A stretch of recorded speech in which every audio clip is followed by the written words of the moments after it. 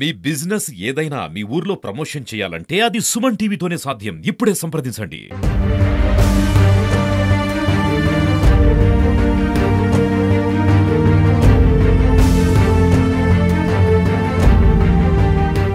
Welcome to Suman TV.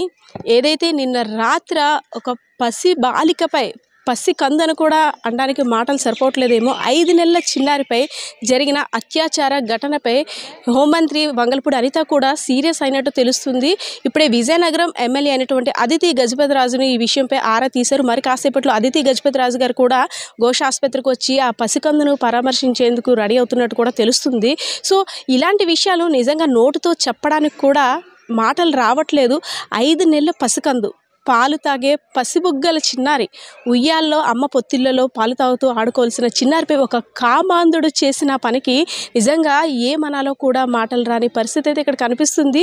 చిన్నారి 5 నెలల చిన్నారి అమ్మ తయారు చేసేసి పాపని రెడీ చేసి ఉయ్యాల్లో వేసి బయటికి చిన్న పని ఉందనేసి అని ఉల్లిపాయలు కొనడానికి వెళ్ళిన ఆ తల్లికి ఒక్కసారిగా బిడ్డ ఏడుపు విని హఠాత్తుగా వచ్చి చూసేసరికి తీవ్రమైన రక్తస్రావంతో ఉయ్యాల్లో ఉన్న బిడ్డను చూసి ఒక్కసారిగా దిగ్భ్రాంతికి చెందింది. నా బిడ్డకి ఏమైందని అక్కడ ఉన్న చుట్టపు వ్యక్తిగా వచ్చిన ఒక వ్యక్తిని 40 సంవత్సరాలు సుమారుగా ఉంటాయంట.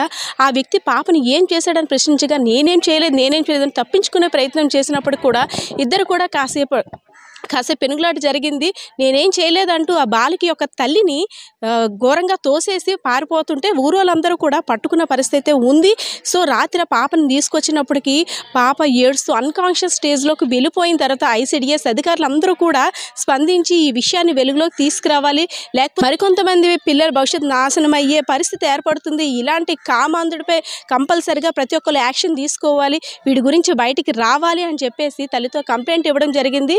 విజయనగరం జిల్లా బొబ్బిలి నియోజకవర్గంలో రాంభద్రపురం మండలంలో జరిగిన తర్వాత బాలికను కూడా కాదు 5 నెలల పసికందని హాస్పిటల్లో చేర్చేసరికి సరే ఇక్కడ కాదు అనేసి అని విజయనగరం ఘోషకు రిఫర్ చేశారు. సో పాప 2 గంటలు ఘటన జరిగిన తర్వాత అన్కాన్షియస్లోకి వెళ్ళిన తర్వాత పాప పరిస్థితి ఏమవుతుందో తల్లి బిక్కు అనుకుంటూ హాస్పిటల్కి వచ్చిన తర్వాత హాస్పిటల్ వైద్య సిబ్బంది టెస్టులు నిర్వహించి పాపకి చికిత్సను అందించారు. పాప పరిస్థితి ఇప్పుడు మెరుగ్గానే ఉన్నట్టు తెలుస్తుంది. కానీ అత్యాచారం చేసింది ఏ స్థాయిలో చేశాడా, అసలు చేశాడా లేదనేది నిర్ధారించిన తర్వాత పలు కేసులు నమోదు చేసే పరిస్థితి అయితే ఇక్కడ కనిపిస్తుంది.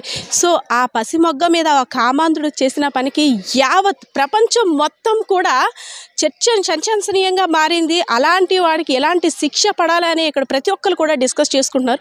ప్రతి ఒక్క తల్లి కూడా ఇంత చిన్న వయసున్న పిల్ల మీద ఆ కామాంధుడికి దృష్టి ఎలా వచ్చింది, పాలబుగ్గలు కారే పసిదాన్ని చూసి ఎవరైనా నవ్వుతారు, ఎత్తుకుంటారు. అలాంటిది ఇలాంటి నీచమని చేయడానికి ఆ కామాంధుడికి మనసు ఎలా వచ్చిందని ప్రతి ఒక్కరు కూడా ఇక్కడ ఆగ్రహం వ్యక్తం చేస్తున్న పరిస్థితి కనిపిస్తుంది.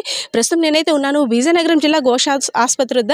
మరి కాసేపట్లో ఎమ్మెల్యే అదితి గజపతిరాజు కూడా వచ్చి ఆ పసిమొగ్గని పరామర్శించేందుకు వస్తున్నట్టయితే ప్రస్తుతం ఉన్న సమాచారం మనకైతే అందింది. పరిస్థితి ఇది. Camera person Srinivas, Padma, Suman TV, Vizianagaram.